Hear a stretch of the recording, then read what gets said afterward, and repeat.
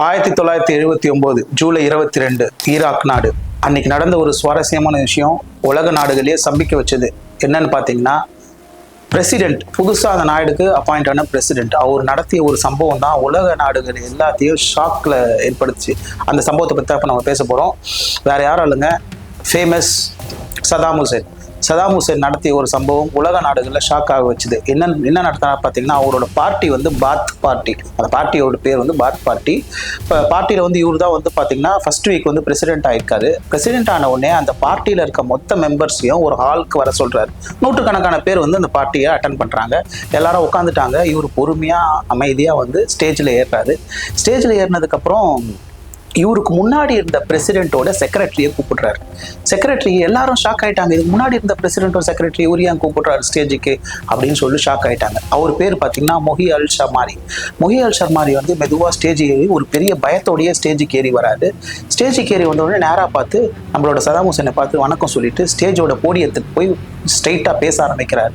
என்ன சொல்கிறாருன்னா, 1975 நாங்களும் எங்களோட முன்னாடி இருந்த பிரசிடென்ட்டும் சேர்ந்து சதாம் ஹுசேனை கடந்த 4 வருடங்களால் யாரோட கூட்டணியெல்லாம் சேர்ந்து இவரை வந்து நாங்கள் வந்து கொல்ல முயற்சி பண்ணோம். அவங்களோட பேரை நான் இப்போ படிக்க போகிறேன். நான் பேரை படிக்க அவங்கெல்லாம் எந்திரிச்சு ஒரு ஓரமாக நிற்கணும் அப்படின்னு சொன்ன உடனே அந்த கூட்டத்தில் இருக்க மக்கள் எல்லாருக்கும் பயங்கர ஷாக்காகி வேர்க்க ஆரம்பிச்சு. ஆல்ரெடி பார்த்தீங்கன்னா வெயில் 50 டிகிரி, பாலைவனம், நீங்களே யோசிச்சு பாருங்க. எல்லாருக்கும் ஒரு பெரிய பயம். சதாம் ஹுசேன் அந்த டைம்ல பாத்தீங்கன்னா அந்த கியூபன் சிகார்னு ஒன்று சொல்லுவாங்க, அந்த பெரிய சுருட்டு, அதை அப்படியே ஸ்டைலிஷா எடுத்து வாயில வச்சு பற்ற வைக்கிறாரு. இது வந்து ஒரு பெரிய ஐகானிக் இதுவா போட்டோவா மாறுது. அந்த கூட்டத்தில் இருக்க நூற்றுக்கணக்கான பார்ட்டி மெம்பர்ஸ் வந்து பயத்தில் இருக்காங்க.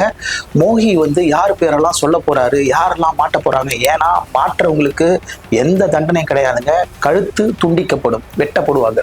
அது எல்லாருக்கும் தெரியும். ஸோ அதனால மோகி வந்து ஃபர்ஸ்ட் எடுத்த உடனே நம்மளோட சதாம் ஹுசேன் கிட்ட வந்து மன்னிப்பு கேட்டு அவங்களோட பார்ட்டி ஸ்லோகனை படிக்கிறாரு. பார்ட்டி ஸ்லோகன் படிக்க ஆரம்பிச்ச உடனே அடுத்து மன்னிப்பு கேட்ட உடனே என் கூட யாரெல்லாம் கூட்டாளிகளா சேர்ந்து 1975 79 அளவு, அதாவது இப்போ பிரசிடென்ட் ஆயிருக்க அளவு யாரெல்லாம் என் கூட கூட்டணி சேர்ந்து அவங்க கட்சியில இருக்க ஆளுங்களே சேர்ந்து இவரை கொல்ல முயற்சி பண்ணாங்க, அவங்களோட பேரை நான் இப்போ படிக்க போறேன் அப்படின்னு சொல்லிட்டு பேரை படிக்க ஆரம்பிக்கிறார். சிலர் பேர்களை மட்டும் படிக்க ஆரம்பிக்கிறார். ஆரம்பிச்சுட்டு ஓரமா போய் உட்கார்ந்துடுறாரு. பேரை படித்த ஆட்கள் வந்து எந்திரிச்சு ஒரு ஓரமாக போய் நிற்கிறாங்க. அந்த பில்டிங்கை சுற்றி ஃபுல்லாக ஹை செக்யூரிட்டி, கன் வச்ச ஆர்ம்ட் போலீஸ். அங்கே தப்பிக்கிறதுக்கான வாய்ப்பே கிடையாது. அடுத்து பார்த்தீங்கன்னா நம்ம வந்து இவர் சதாம் ஹுசேன் பேச ஆரம்பிக்கிறாரு. அதே மாதிரி அந்த கையில் சுருட்டோடு போயிட்டு மைக் முன்னாடி நின்று நான் இப்போ சொல்ல போகிற பேர்கள், ஆட்களோட பேர்கள் வந்து எந்திரிச்சு நின்று நான் சொல்கிற இடத்துல போய் நிற்கணும், ஓரமாக நிற்கணும் அப்படின்னு சொல்லிட்டு பேர்களை படிக்க ஆரம்பிக்கிறாரு. மக்களுக்கு, அங்கே இருக்க மக்களுக்கு பீதியோ பீதி. யோசிச்சு பாருங்க அந்த நிலைமையில என்ன இருப்பாங்க. 68 பேர்களை படிக்கிறார்.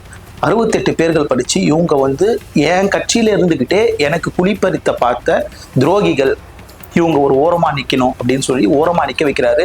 சில அழுதுகிட்டு பயத்துல போக மாட்டேன்னு அடம் பிடிக்கிறாங்க. அவங்கள இழுத்துக்கிட்டு போய் ஒரு ஓரமா நிக்க வைக்கிறாங்க. நிக்க வச்சுட்டு அவங்கள வந்து ஒரு பெரிய டேங்க்ல, ஒரு பெரிய வண்டியில எடுத்துக்கிட்டு அங்க இருந்து போயிடுறாங்க.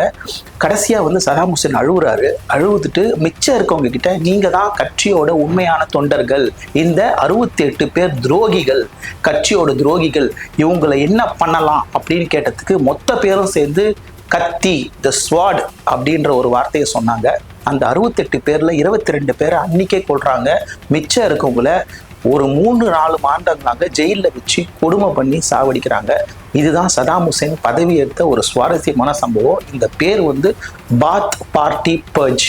பர்ஜ்னா உங்களுக்கே தெரியும், பாத் பார்ட்டின்றது உங்க பார்ட்டி பேரு. சதாம் ஹுசேன் பதவிக்கு வந்து செய்த முதல் காரியம் தான் அந்த கட்சி உள்ள இருக்க துரோகிகளை கண்டுபிடிச்சி மொத்தமாக காலி பண்ணிட்டார்.